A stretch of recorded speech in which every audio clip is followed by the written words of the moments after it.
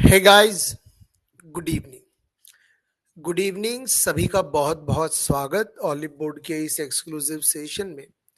उम्मीद करता हूं मेरी आवाज आप लोगों तक पहुंच रही है। ऑडिबिलिटी एंड विजिबिलिटी बढ़िया है। एक बार आप प्लीज कंफर्म करें। ऑडियो वीडियो अगर ठीक है तो शुरुआत करते हैं हम कहानी की। और जहां हमने छोड़ा था बातों को, वहीं से बातों को थोड़ा और आगे बढ़ाते हैं। सब बढ़िया, चलिए करते हैं चर्चा की शुरुआत। और बचा हुआ चैप्टर 1 और प्लानिंग, दो टॉपिक पर हमें बात करनी है। देखिए, सबसे पहला टॉपिक जो आपको बता रहा है वो क्या है। बिजनेस करना है, पैसा कमाना है, उसके अलग अलग तरीके हो सकते हैं। कौन कौन से बिजनेस मॉडल जो होते हैं वो अलग अलग तरीके के हो सकते हैं। जैसे सबसे पहला है सॉल्यूशन प्रोवाइडिंग या कंसल्टिंग सर्विस मॉडल। जहां पॉसिबल होगा छोटा छोटा एग्जाम्पल मैं आपको दूंगा, उसी से समझ में आ जाएगा। डॉक्टर सर्विस देता है, पैसा कमाता है। वो प्रॉब्लम का सॉल्यूशन प्रोवाइड करेगा, अपना specialisation, that is called what, consulting service model. फिर दूसरा बिजनेस मॉडल होता है जिसको हम कहेंगे profit pyramid model. Profit pyramid model आपको देखने को मिल जाएगा। जैसे एक बड़ा एग्जाम्पल तो आपको यहां दे रखा है, जनरल मोटर्स। सस्ता प्रोडक्ट और धीरे धीरे फिर क्या करेंगे, रेट बढ़ाएंगे। किसी भी नई दुकान पर या कोई भी नया डेयरी शॉप जो होता है, डेयरी की दुकान पे आप जाओ, शुरुआत में आपको 40 रुपए लीटर, फिर 45 रुपए लीटर बढ़ जाएगा 2 साल के बाद, फिर 5 साल के बाद 60 रुपए लीटर हो जाएगा। तो वो धीरे धीरे ग्रेजुअली जो है महंगा करते जाते हैं चीजों को। ये क्या है, प्रॉफिट पिरामिड मॉडल। फिर आता है multi component system model. Multi component system model जैसे जिलेट और एचपी, ये क्या करेंगे, जो मेन प्रोडक्ट है ना इनका, उसको तो बेचेंगे no profit no loss situation पर। लेकिन जो रीयूज है, जैसे आपको जिलेट का रेजर यूज करना है तो उसका जो ब्लेड है वो महंगा मिलेगा। एचपी अगर आप प्रिंटर खरीदोगे, प्रिंटर बहुत आसान सस्ता मिल जाएगा आपको, लेकिन उसकी कार्ट्रिज बार बार डलवाओगे तो उसमें खर्चा बहुत होगा। तो जो सपोर्टिव प्रोडक्ट है वहां से पैसा कमाते हैं मल्टी कंपोनेंट में। मेन प्रोडक्ट जो है उसको बिल्कुल कॉस्ट पर बेच देते हैं, ना प्रॉफिट ना लॉस। फिर आता है एडवर्टीजमेंट मॉडल। यहां पर बेसिक प्रोडक्ट फ्री है और पैसा एडवर्टीजमेंट से कमाया जाता है। फेसबुक ले लो आप, एग्जाम्पल है। फेसबुक का ऐप आपके लिए फ्री है, लेकिन उस पर जो एडवर्टीजमेंट आते हैं जिनसे आजकल आपको बहुत नफरत हो चुकी है, इसीलिए फेसबुक लोगों ने यूज करना भी कई लोगों ने कम या बंद सा कर दिया है। तो बेसिक प्रोडक्ट तो फ्री है और एडवर्टीजमेंट से कंपनियां पैसा कमाती है। Switch board model. Switch board model exam के लिए, ये सभी एग्जाम के लिए बहुत इंपॉर्टेंट है, बट फिर भी स्विच बोर्ड को थोड़ा अलग से ध्यान देना। स्विच बोर्ड मॉडल में इनका खुद का कोई प्रोडक्ट होता ही नहीं है, ये दूसरों को प्लेटफॉर्म देते हैं। ये कहते हैं हमारे प्लेटफॉर्म पर आप अपना प्रोडक्ट बेचो। तो स्विच बोर्ड मॉडल जो है ये इंटरमीडियरी की तरह काम करते हैं। फिर आता है टाइम मॉडल। टाइम मॉडल हमसे क्या कहता है, देखो टाइम मॉडल जो है बिजनेस का, वो ये कहता है पहले आओ पहले पाओ। मतलब अगर आप फर्स्ट मूवर एडवांटेज उठा सकते हो तो बिजनेस, ये ऐसे बिजनेस है जो मल्टी फोल्ड में पैसा कमाते हैं, क्योंकि इनकी रिसर्च एंड डेवलपमेंट जो है बाकी लोगों से पहले आती है, एडवांस आती है।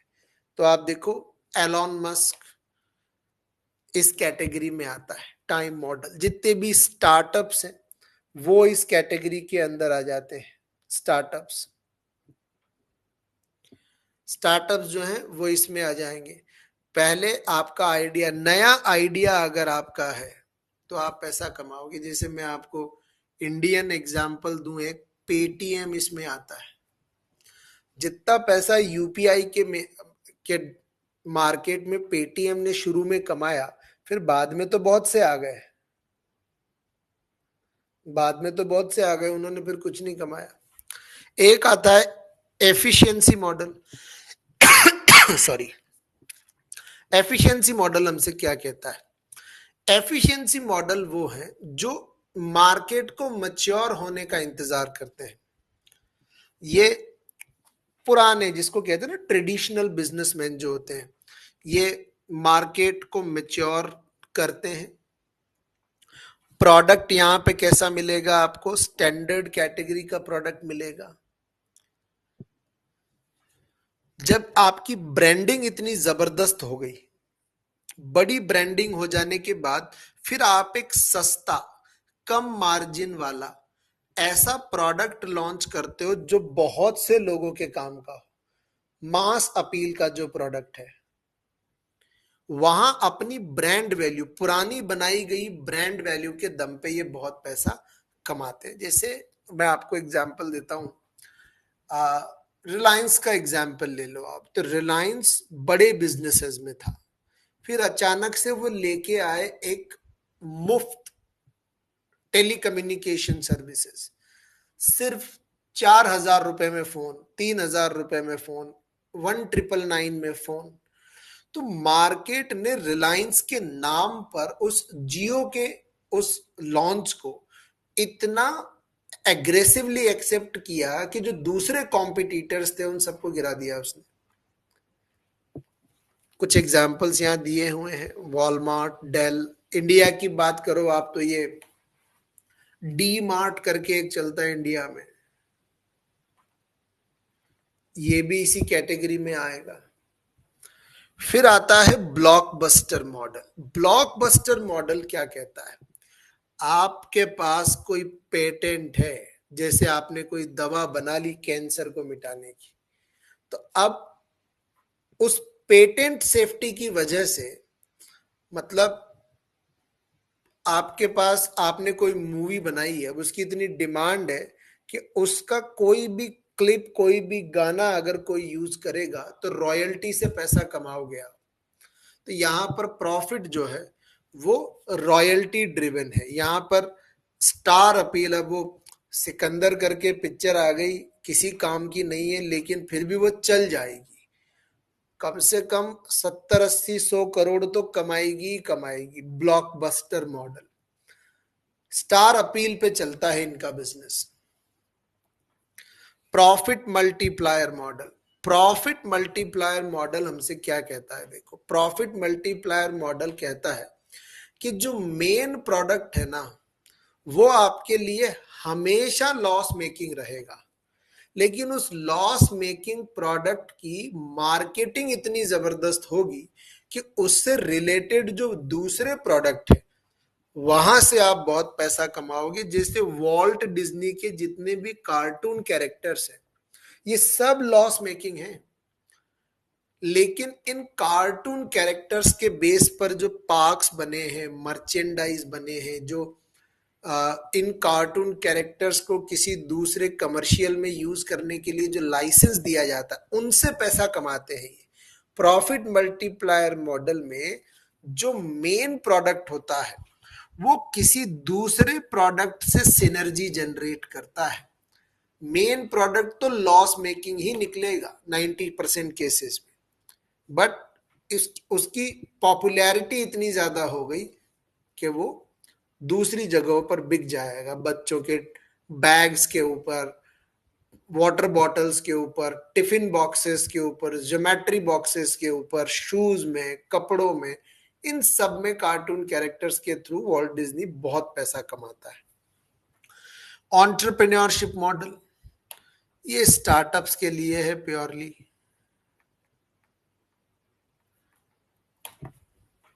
प्योरली किसके लिए? स्टार्टअप्स के लिए। लेकिन आप कहोगे सर फिर वो पहले हमने पढ़ा था अभी एक टाइम मॉडल, और इसमें क्या अंतर है? अंतर है, टाइम मॉडल में तो हमने एग्जाम्पल लिया पेटीएम का। टाइम मॉडल में तो आप मार्केट में अपनी तरह के पहले हो, फर्स्ट ऑफ योर काइंड, इसलिए आपने पैसा कमाया। एंटरप्रेन्योरशिप मॉडल में आप इसलिए पैसा कमाते हो क्योंकि आपने अपना बिजनेस कॉम्पिटिटर्स होने के बावजूद भी प्रूव कर दिया कि आप बाकी के मुकाबले में अच्छे से ग्रो कर सकते हो। तो फिर क्या होता है, एक बड़ी कंपनी आपको अक्वायर कर लेती है और एक्विजिशन में पैसा देती है। ऑनलाइन फार्मेसी चलाने वाली कंपनी है 1 मिलीग्राम, इसको टाटा ने खरीद लिया। तो 1 मिलीग्राम ने जो कमाना था टाटा के एक्विजिशन में कमा लिया।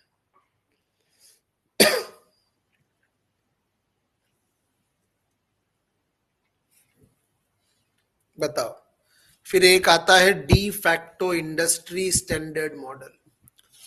De facto industry standard model हमसे क्या कहता है? De facto industry standard model हमसे कहता है, जो मार्केट में चलता है ना 20% एक्स्ट्रा टूथपेस्ट पर, तो एक कंपनी दे रही है तो सभी दे रही है। चॉकलेट 5% एक्स्ट्रा, बिस्किट के पैकेट पर 10% एक्स्ट्रा। तो यहां पर फ्री प्रोडक्ट सैंपलिंग में या बहुत ही कम कॉस्ट एक्स्ट्रा पर एडिशनल मार्केट शेयर आपको दिया जाता है। ये एक ऐसा बिजनेस मॉडल है जिसमें आप पैसा जो सब कर रहे हैं वैसे ही खुद करके कमाते हैं। जैसे यहां तो एग्जाम्पल माइक्रोसॉफ्ट का दिया है, जैसे माइक्रोसॉफ्ट को कोई शिकायत नहीं है उनकी विंडो जो है पायरेटेड बिक रही है, बट लगभग हर कंप्यूटर हर लैपटॉप में पायरेटेड माइक्रोसॉफ्ट की विंडो है। अब माइक्रोसॉफ्ट जो है उसकी ब्रांडिंग हो रही है, भले ही वो विंडो लाइसेंस के थ्रू पैसा नहीं कमा पा रहा, लेकिन अब अगर किसी को भी लाइसेंस्ड वर्जन वर्ड यूज करना है, एक्सेल यूज करना है, पावर पॉइंट यूज करना है, ऑफिस के लिए भी चल रहा है ना बड़ा वो इमेजेस बना रहे हैं लोग अपनी कार्टून इमेजेस, तो एक या दो तो मुफ्त में बना लो आप, उसके बाद आप खरीदो उनका प्लान। अब लोग क्या कर रहे हैं, सब लोग डाल रहे हैं तो खुद हमको भी डालना है, तो लोग 99 रुपीज 999 रुपीज कार्टून बनाने के लिए लोग पे कर रहे हैं। This is called de facto industry standard model. और ये सभी एआई टूल जो है अब उस पर सब्सक्रिप्शन मांगने लग गए। 2 3 4 आप फ्री बना लो, फिर आप कुछ घंटे वेट करो, फिर नया बना सकते हो। So this is de facto industry standard. बताइए किसी के मन में कोई डाउट कोई क्वेरी है, प्लीज पूछें। हमने जितने भी टाइप ऑफ बिजनेस मॉडल्स पर अभी बात की उसमें से किसी में किसी को कोई भी क्वेरी है प्लीज पूछिए। ऑल गुड, बढ़ाएं बात को आगे। फिर आपकी स्क्रीन पर कुल 3 डेफिनेशंस हैं। ये 3 डेफिनेशंस हमको एक तो हेराक्लिटस ने दी है रिलेटेड टू ऑर्गेनाइजेशन में चेंज मैनेजमेंट। क्या कहा उन्होंने? कुछ भी परमानेंट नहीं है चेंज के अलावा, और कुछ बदले ना बदले चेंज तो होगा ही होगा, तय है। बिजनेस में चेंज इज परमानेंट, होता ही रहेगा। फिर चेंज को लेकर मलेशिया के अंदर मे बैंक है, मलेशियन बैंक है, उसके जो सीईओ हैं मिस्टर फरीद एलियास, उन्होंने भी क्या कहा है कि हम एक ऐसे दौर में हैं जहां पर कस्टमर का बिहेवियर बदलता रहता है after a certain point of time. अगर हम उसके बदलती रिक्वायरमेंट के हिसाब से इनोवेशंस नहीं लाएंगे तो हम बहुत जल्दी इररेलेवेंट हो जाएंगे। तो बैंकिंग सेक्टर के लिए भी चेंजेस को मैनेज करना कितना इंपॉर्टेंट है, ये किसने बताया है हमें? मिस्टर फरीद एलियास के इस पर्टिकुलर स्टेटमेंट से हमें पता लगा है।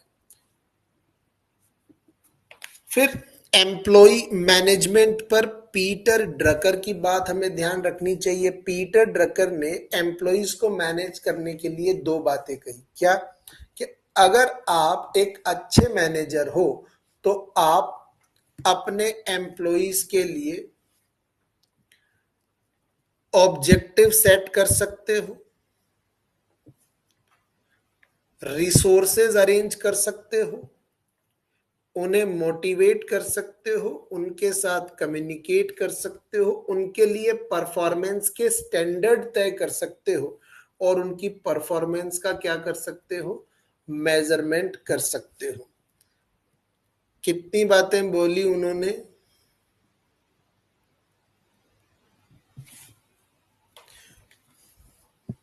Objective, organise, motivate, communicate, yardstick and measurement. Drucker ने एक अच्छे मैनेजर को कितनी फीचर्स के साथ तोल दिया अपनी डेफिनेशन में? 6। Employ management. फिर कंसेप्ट आता है स्ट्रैटेजिक मैनेजमेंट का। स्ट्रैटेजिक मैनेजमेंट शब्द जो है ये ग्रीक वर्ड से आया है। स्ट्रेटिजियोस मतलब क्या है? जनरल्स व्यू, मतलब आपके ऑर्गेनाइजेशन की टॉप मोस्ट पोजीशन पे बैठा हुआ आदमी ऑर्गेनाइजेशन के अंदर सक्सेस और फेलियर के लिए क्या प्लान बना रहा है, उसको स्ट्रेटजी बोलेंगे। मतलब मैं बहुत ही टेक्निकल भाषा में कहूं तो स्ट्रेटेजिक मैनेजमेंट का मतलब होता है प्लान एट टॉप लेवल,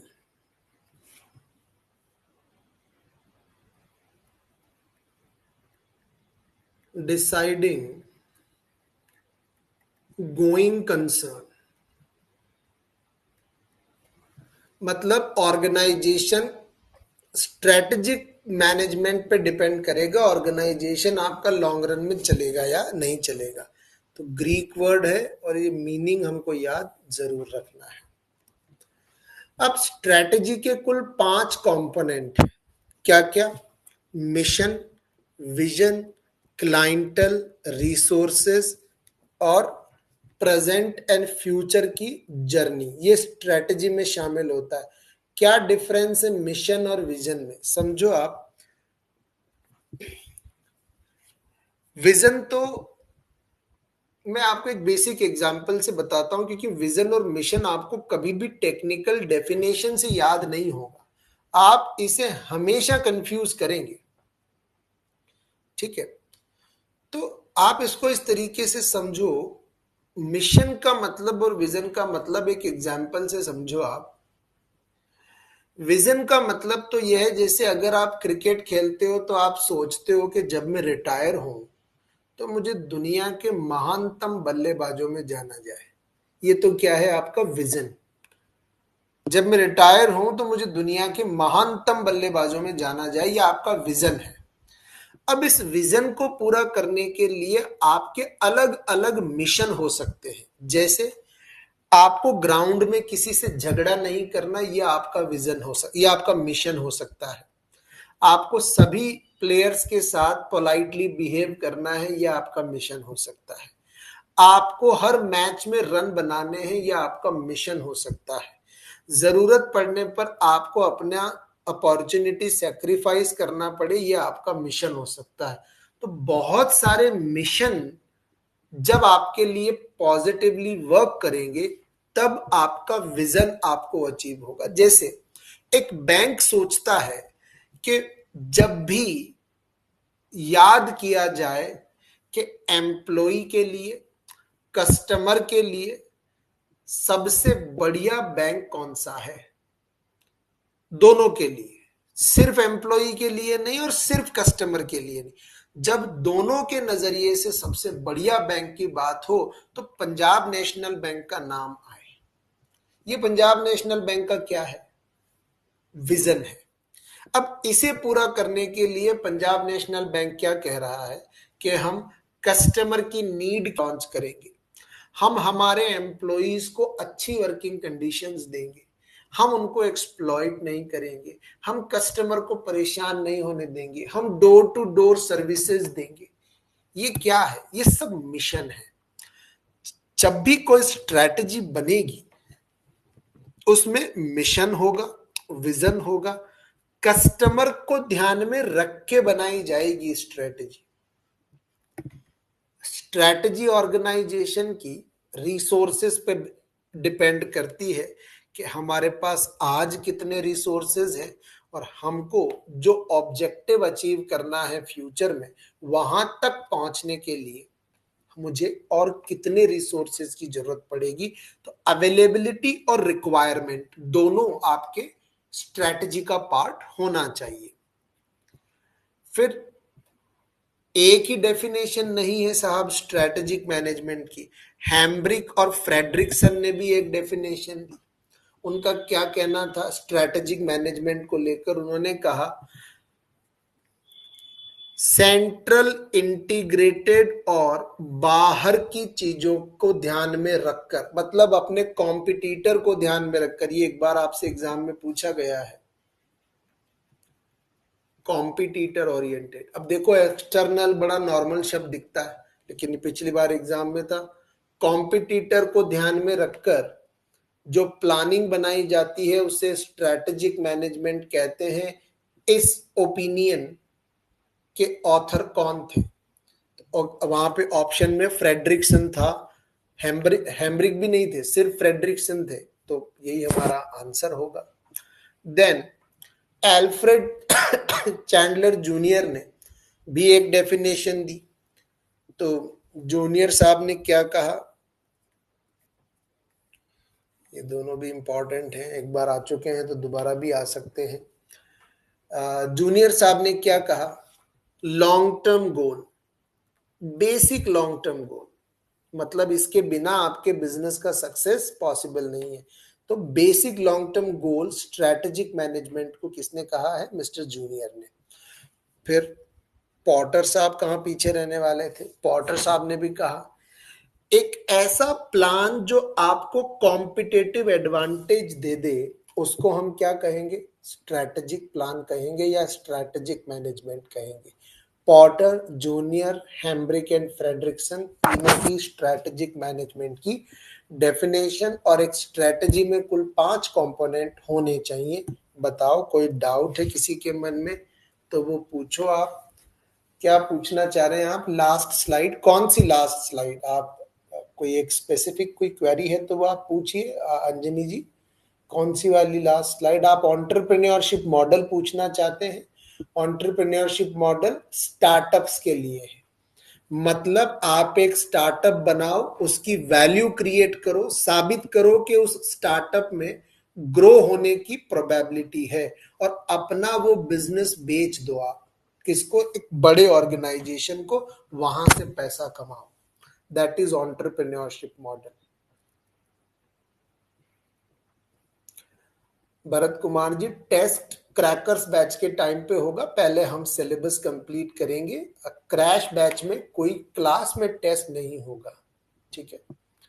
हम क्रैकर्स बैच में एमसीक्यूज करेंगे, लगभग 15-20 दिन के बाद करेंगे क्वेश्चंस। स्ट्रैटेजी बिल्कुल सिंपल है। स्ट्रैटेजी का जो डेफिनेशन है कि अगर आप लॉन्ग टर्म सक्सेस पाना चाहते हैं तो लॉन्ग टर्म सक्सेस के लिए टॉप लेवल पर जो प्लान बनाया जाएगा उसे हम क्या कहते हैं? स्ट्रैटेजी कहते हैं।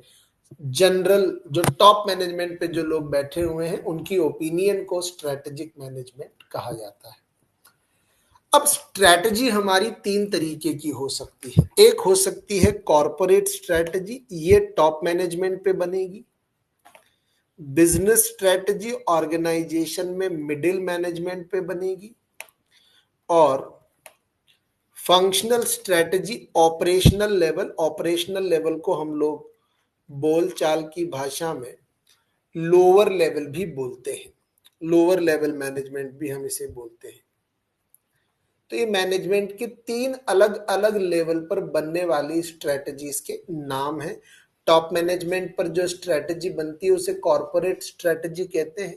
मिडिल मैनेजमेंट पे जो बनती है, मतलब जो लोग सीईओ वगैरह होते हैं वो कॉर्पोरेट स्ट्रेटजी बनाते हैं।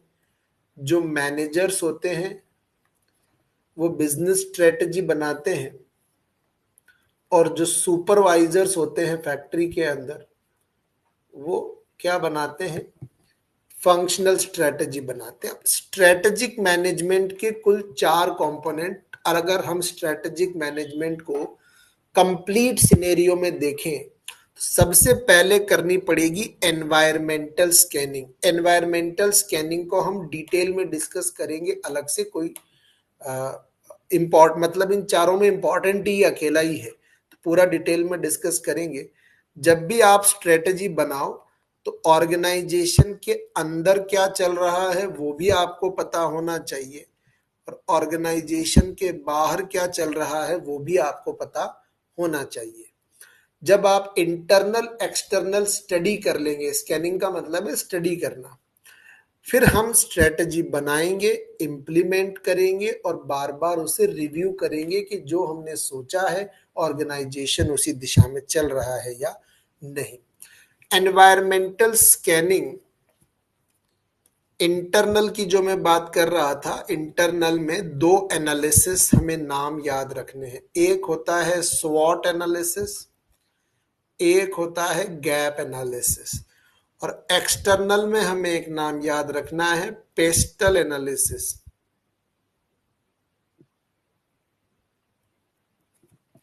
पेस्टल एनालिसिस अभी सबकी फुल फॉर्म पढ़ेंगे, डोंट वरी। एनवायरमेंटल स्कैनिंग, ये जानना कि आपके बिजनेस के इर्द गिर्द क्या है। देखो, SWOT, आपको पता होनी चाहिए आपके बिजनेस की स्ट्रेंथ क्या है,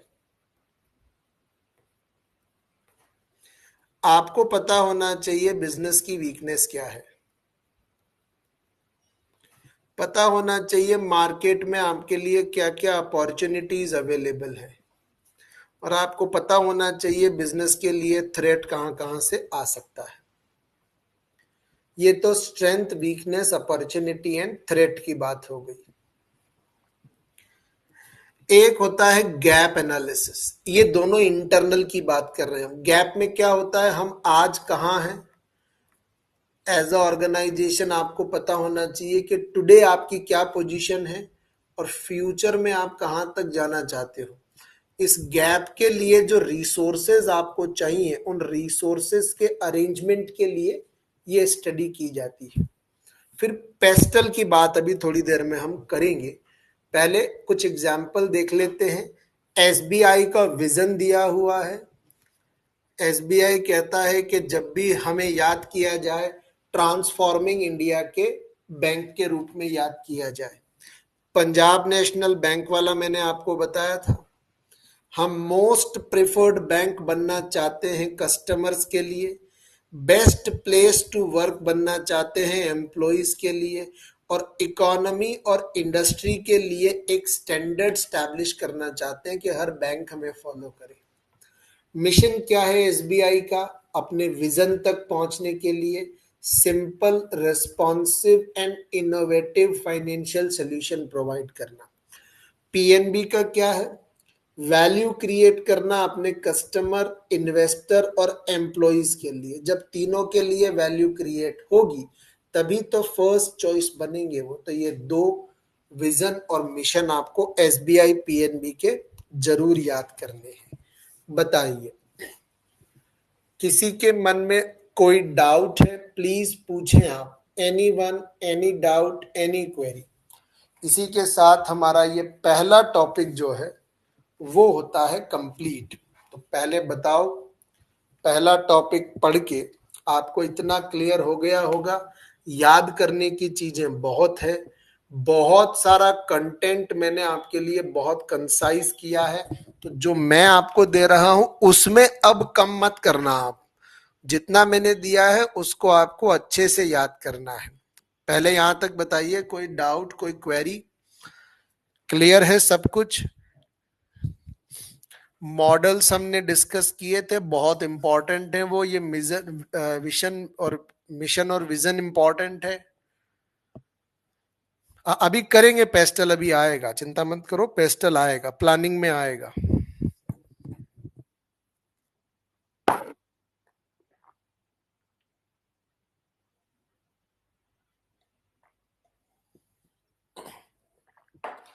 कुछ नहीं बचेगा, चिंता मत करो आप, बाकी कुछ नहीं रहेगा। अभी क्रैश बैच है, हम क्रैश बैच में भी ये फास्ट है स्पीड? बताओ भाई, बाकी सब लोग भी बताओ एक बार, फास्ट है क्या स्पीड? थोड़ा धीरे कर लेंगे, बताइए बाकी लोग भी एक बार सबका ओपिनियन जान लें। डू यू थिंक के स्पीड फास्ट है? हम क्रैश बैच में हैं, we are not in a regular batch.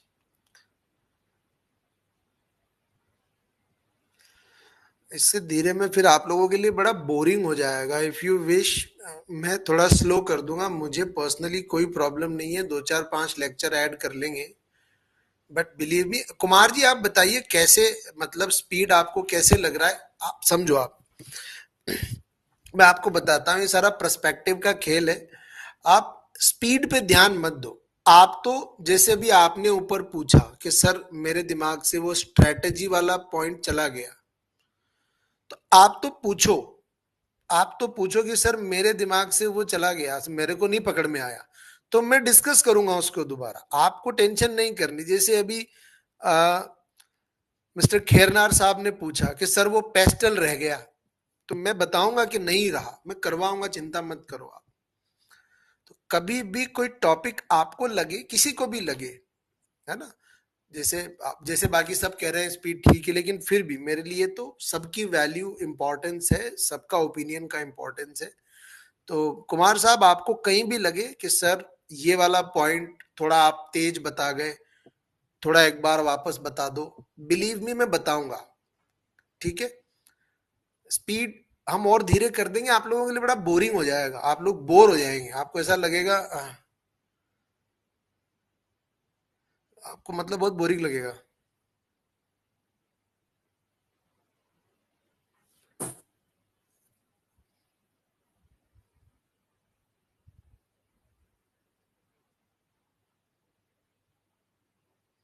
नहीं, नोट करना ही नहीं है। ये देखो, ये मैं सबके लिए बोल रहा हूं, ये गलती नहीं करनी।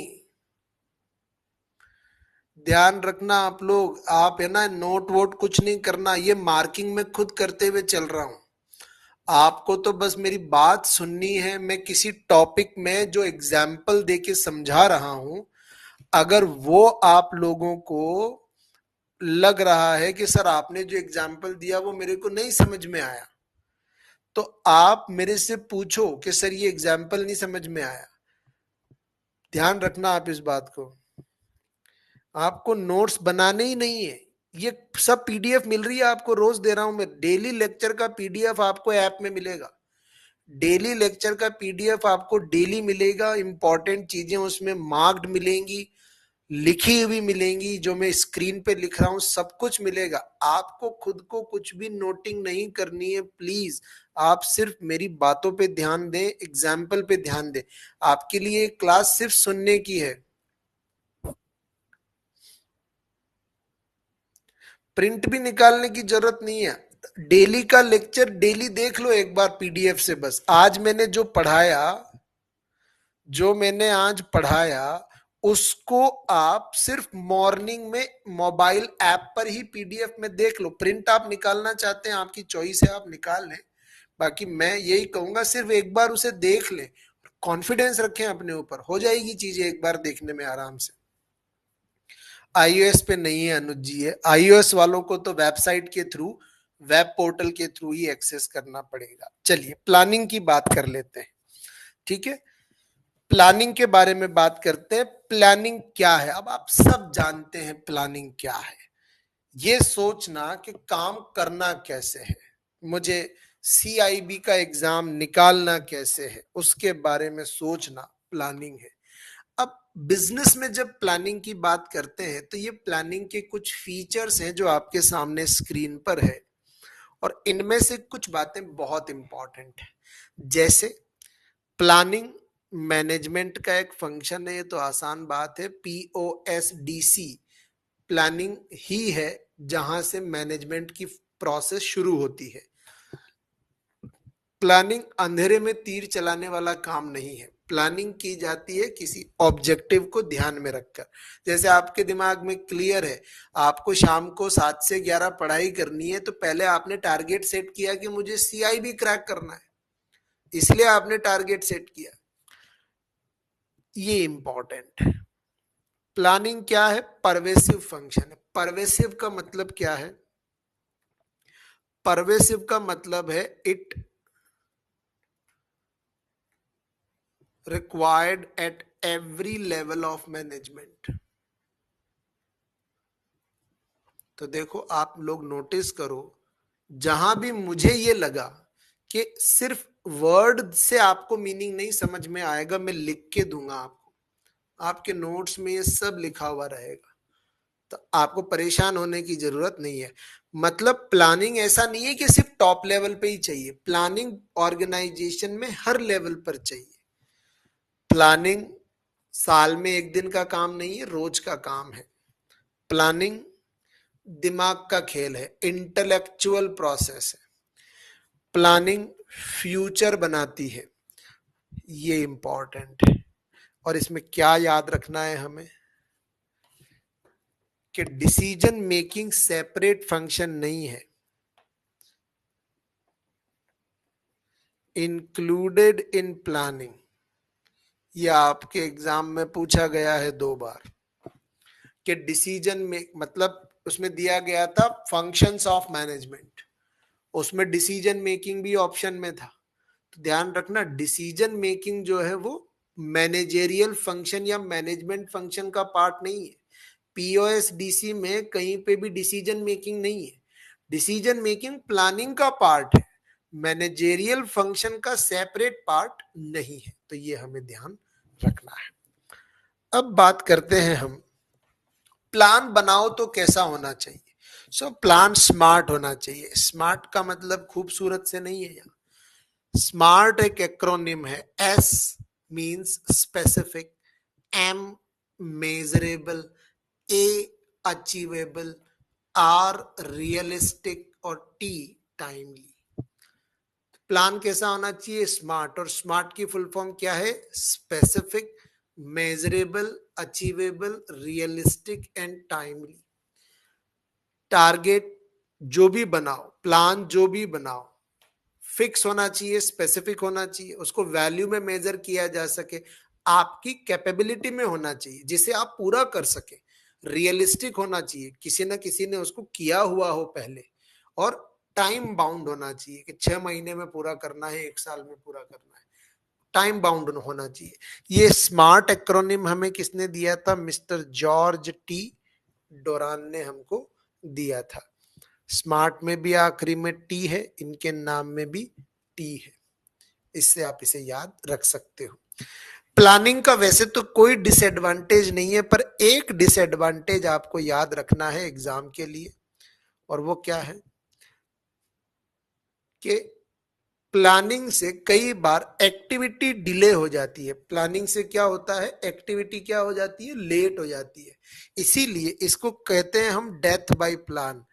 और इसी बात को आप लोग बोलचाल की भाषा में कहते हो कि आग लगने के बाद कुआं खोदने से कोई फायदा नहीं। कई बार प्लानिंग करने में इतना टाइम गुजर जाता है कि अपॉर्चुनिटी ही चली जाती है हाथ से, फिर प्लानिंग करने का कोई मतलब नहीं है। तो प्लानिंग कई बार आपके एग्जीक्यूशन को आगे खिसका देती है, इसीलिए इसे क्या कहते हैं, डेथ बाय प्लान भी कहते हैं। ये डिसएडवांटेज है। प्लानिंग करने का एक तरीका हमको बताया मिस्टर ड्रकर ने, पीटर एफ ड्रकर ने हमसे क्या कहा। 1954 में उन्होंने एक किताब लिखी, द प्रैक्टिस ऑफ मैनेजमेंट, और इसमें उन्होंने क्या कहा, एक बड़ी प्यारी सी लाइन कही उन्होंने जो बड़ी फेमस है मैनेजमेंट की दुनिया में।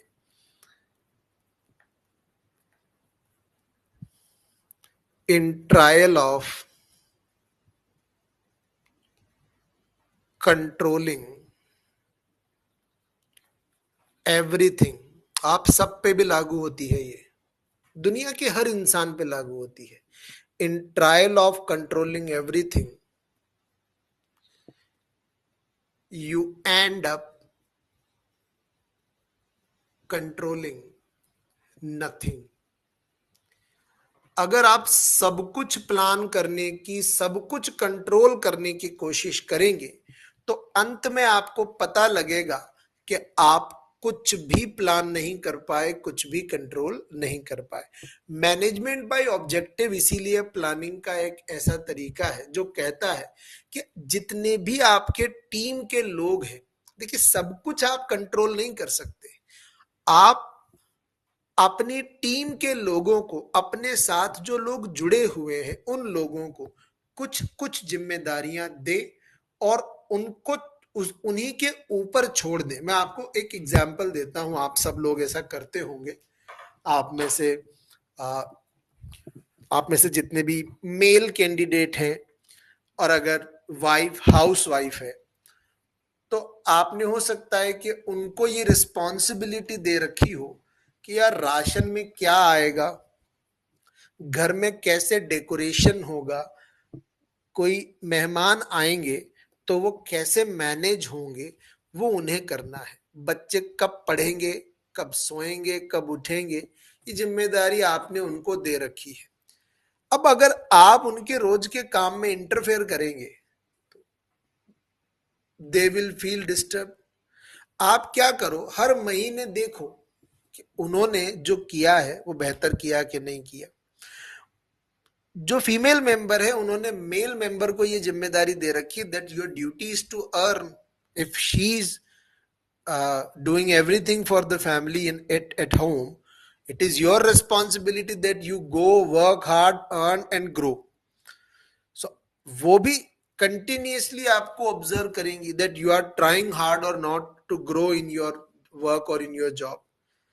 तो मैनेजमेंट बाय ऑब्जेक्टिव कहता है आप अपनी टीम के लोगों को जिम्मेदारी बांट दो, उनके काम में बार बार इंटरफेयर मत करो। एक बार आप उनको टारगेट दे दो, प्रोडक्शन डिपार्टमेंट को टारगेट दे दो, आपको 50,000 यूनिट बनानी है इस साल। अगर उन्होंने बना दी, दे आर गुड परफॉर्मर्स, नहीं बनाई, they are bad performers. Simple, management by objective. फिर बात करते हैं एनवायरमेंटल एनालिसिस की। तो इंटरनल की बात तो हमने कर ली, इंटरनल बताया था अभी थोड़ी देर पहले, स्वॉट बताया और गैप बताया। एक्सटर्नल की बात कर लेते हैं। तो पहले तो एनालिसिस करने के पहले क्या करना पड़ेगा, पता लगाना पड़ेगा कि हम वो कौन कौन सी चीजें हैं जिनका हमारे बिजनेस पर इंपैक्ट है। उनका फिर हम डेटा निकालेंगे स्कैनिंग करके, उसे एनालाइज करेंगे और उसके बेसिस पर फोरकास्टिंग करेंगे या प्लानिंग करेंगे कि हम फ्यूचर में क्या कर सकते हैं। अब पेस्टल, पेस्टल किसका फुल फॉर्म है? ये एक्सटर्नल का पार्ट है, ध्यान रखना। बिजनेस के वो फैक्टर जो आपकी कंट्रोल में नहीं है। एक्सटर्नल किसे बोला गया है? Beyond control. ये आपके हाथ में नहीं है, आप पर इनका सिर्फ असर होगा। आप सिर्फ इनके असर को कंट्रोल कर सकते हो अपने बिजनेस पे इंटरनली, बट आप इन फैक्टर्स को कंट्रोल नहीं कर सकते। पॉलिटिकल पार्टी जो रूल कर रही है, इलेक्शन हुआ, बीजेपी जीत गई, हमारे बिजनेस पे इसका क्या इंपैक्ट पड़ेगा, ये स्टडी आपको करनी पड़ेगी। जैसे मैं एग्जांपल लिखता जाता हूँ यहाँ, एनडीए वॉन, जीत गया अभी जो रिसेंट इलेक्शन हुआ, इसका बिजनेस पे इंपैक्ट आपको स्टडी करना पड़ेगा। इकोनॉमिक में क्या आएगा? इकोनॉमिक में अभी आरबीआई ने रेपो रेट कट किया, इसका क्या इंपैक्ट होगा बिजनेस पे। अभी नवरात्रि चल रही है, दिवाली आएगी, होली निकल गई, ईद निकली कल, इनका आपके बिजनेस पे क्या इंपैक्ट है। टेक्नोलॉजिकल चेंज, एआई टूल्स आपके बिजनेस को कैसे अफेक्ट कर रहे हैं। लॉ चेंज हो गया आज से, इनकम टैक्स लॉ में चेंज हुए हैं, तो उसका आपके बिजनेस पे क्या इंपैक्ट है। आपके बिजनेस से पोल्यूशन फैल रहा है, ग्रीन फाइनेंस किस में आएगा, हम पढ़ेंगे मॉड्यूल डी में जब जाएंगे। तो एनवायरमेंटल फैक्टर है। ये सब फैक्टर्स का आपके बिजनेस पे इंपैक्ट आपको स्टडी करना होगा। इंटरनल में स्वॉट और गैप में क्या क्या चीजें स्टडी की जाती है। एज अ बिजनेस ऑर्गेनाइजेशन में देखूंगा मेरे पास कितना रिसोर्सेज है, चाहे वो प्लांट मशीनरी हो, टेक्नोलॉजी हो। फाइनेंशियल रिसोर्सेज कितने हैं, डिस्ट्रीब्यूशन नेटवर्क मेरा कितना स्ट्रांग है, मेरे पास ऐसी कौन सी एसेट है जो मेरे कॉम्पिटिटर के मुकाबले में बेहतर है, मेरा कॉन्टैक्ट्स कितने अच्छे हैं मार्केट में, क्या मेरे पास कोई पेटेंट, गुडविल, ट्रेडमार्क, कॉपीराइट है। इंटेंजिबल्स में क्या क्या आता है, पेटेंट, ट्रेडमार्क, कॉपीराइट। वो कौन से एम्प्लॉइज हैं हमारे जो हमारे कॉम्पिटिटर के मुकाबले में हमारे पास बेहतर है। ये इंटरनल है सब, या आपके बिजनेस के अंदर की चीज, इन पे आपका कंट्रोल है। इन सबको आप कम ज्यादा कर सकते हो अपनी कैपेबिलिटी के हिसाब से। बताओ, तो ये गैप, ये तो इस टाइप है। और स्वॉट की बात हम ऑलरेडी कर चुके हैं। यहां तक बताओ क्लियर है, किसी तरीके का कोई डाउट, कोई क्वेरी है आपके मन में, पूछें आप। फोरकास्टिंग और decision making. Forecasting greater than 5 year कर रहे हो तो लॉन्ग टर्म है, 1 साल से 5 साल के लिए कर रहे हो मीडियम टर्म है, और less than equal to 1 year कर रहे हो तो वो क्या है, शॉर्ट टर्म है। फ्यूचर के लिए सोचना। डिसीजन मेकिंग, जैसा मैंने कहा, अलग से भी इंपॉर्टेंट भी था, फीचर्स में भी। डिसीजन मेकिंग से रिलेटेड कुछ बातें हमें पता होनी चाहिए। क्या है वो, देखो। पहले तो यहां तक बताओ, किसी के मन में कोई भी डाउट है, any one, any query, please बताइए आप लोग। Any one with any query, any doubt? अभी तक सब कुछ क्लियर है?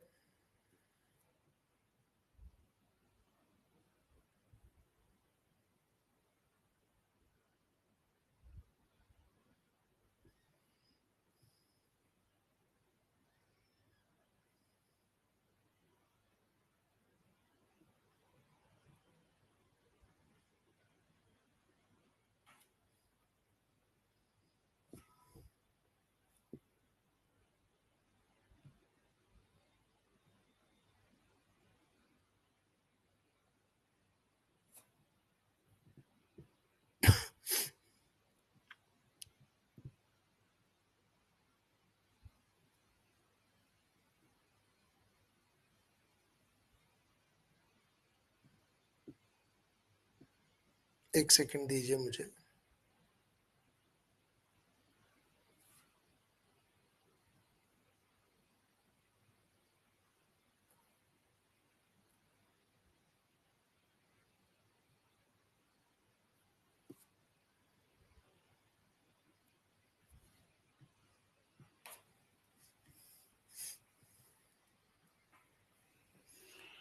Everything clear? किसी के मन में कोई डाउट नहीं है? Audibility, visibility is okay? Please बताएं एक बार आप। Any problem with audio? किसी के मन में ऑडियो को लेके कोई प्रॉब्लम? ऑडियो आ रहा है सबको? एक बार बताएं आप।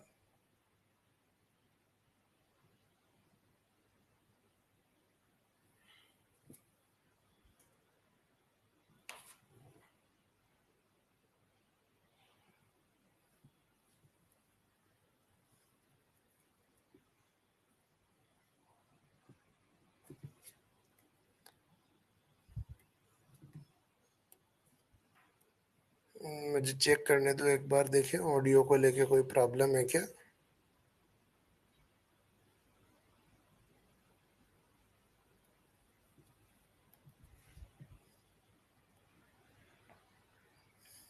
Just 1 minute.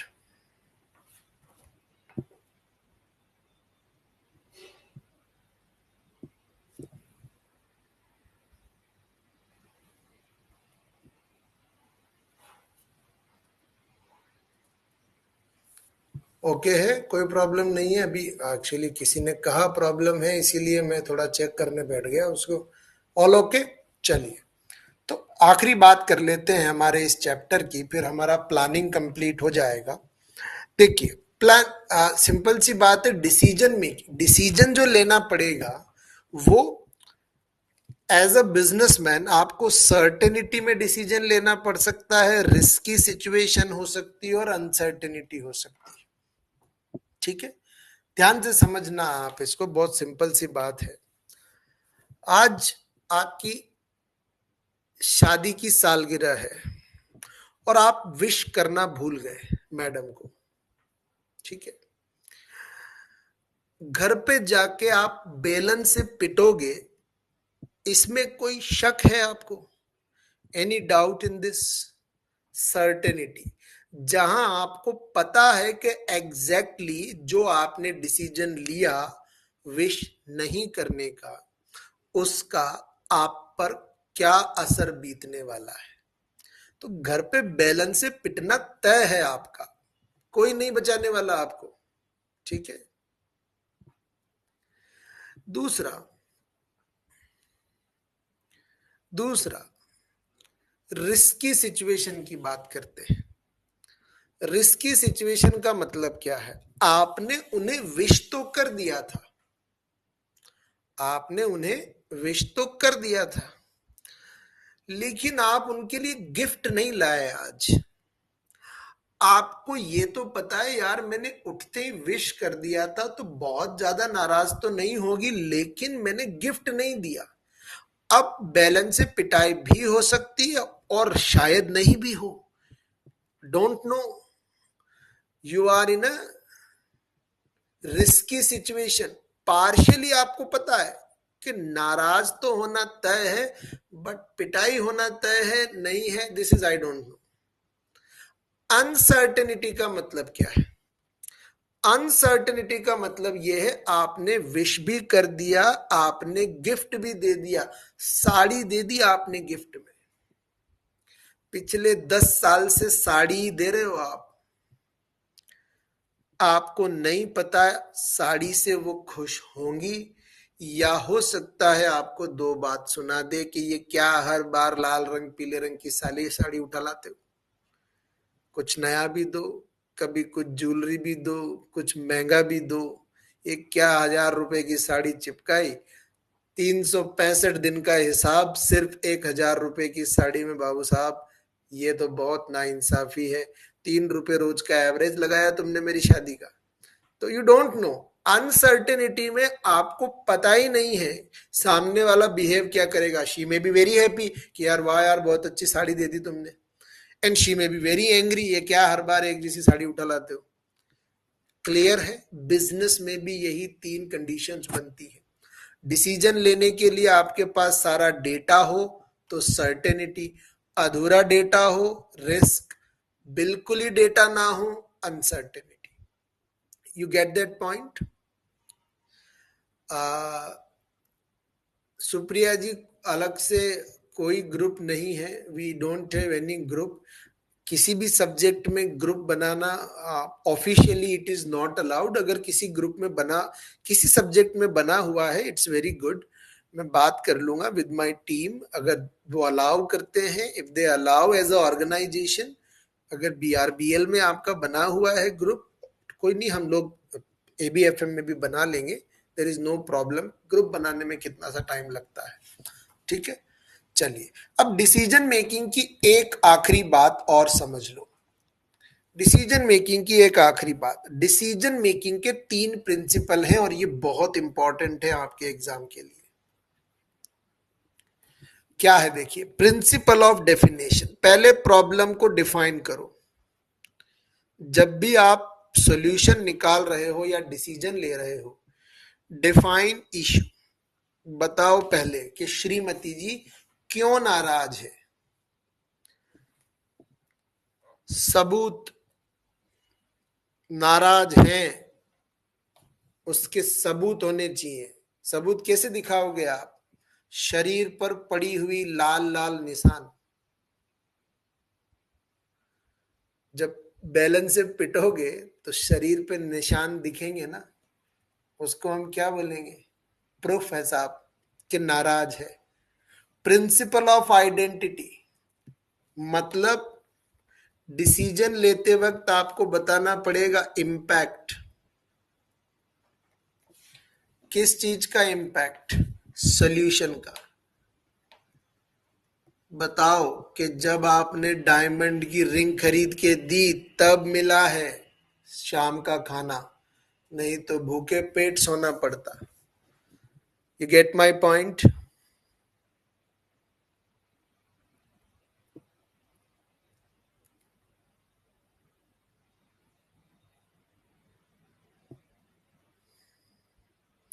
You get my point?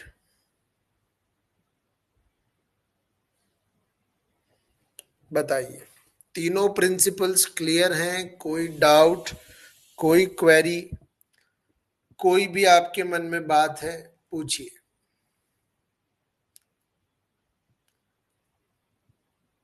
फिर हम बात करेंगे, नेक्स्ट लेक्चर में ऑर्गेनाइजिंग और स्टाफिंग। दो टॉपिक हमको कवर करने हैं, एक ऑर्गेनाइजिंग और एक staffing in the next lecture. I hope आज का सेशन आप लोगों को अच्छा लगा होगा। अच्छा लगा हो तो मुझे जरूर बताइए। कोई भी क्वेरी आपके मन में है पूछिए, कोई भी डाउट होगा उस पर हम डिस्कस करेंगे। दीपक जी, अगर सारे सब्जेक्ट का है तो ABFM का भी बन जाएगा विद इन नेक्स्ट 2 days, ये मैं आपको कमिट करता हूँ।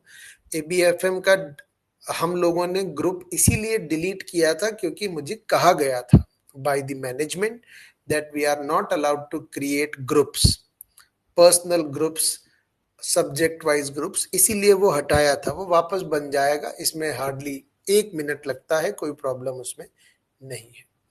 सो thank you guys, thank you very much. मिलते हैं हम लोग नेक्स्ट लेक्चर में। Till then have a great evening, bye bye, thank you very much, good night. Session अच्छा लगा हो तो please do let me know. Thank you.